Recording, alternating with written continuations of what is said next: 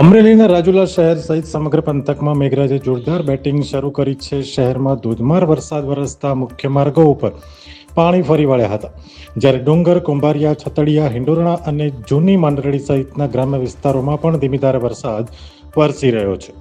તો બીજી તરફ સુરત શહેરમાં પણ મોડી રાત્રે મેઘરાજાની ધમાકેદાર એન્ટ્રી જોવા મળી છે. વરાછા, કતારગામ, અમરોલી, અડાજણ અને પાલ સહિતના વિસ્તારોમાં સારો વરસાદ નોંધાયો છે, જેના કારણે લાંબા સમયથી અનુભવાતી અસહ્ય ઉકળાટમાંથી લોકોને રાહત મળી છે અને વાતાવરણમાં પણ ઠંડક જોવા મળી છે.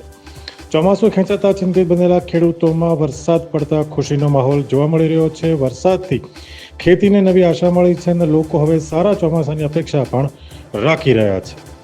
Bureau report, Surat.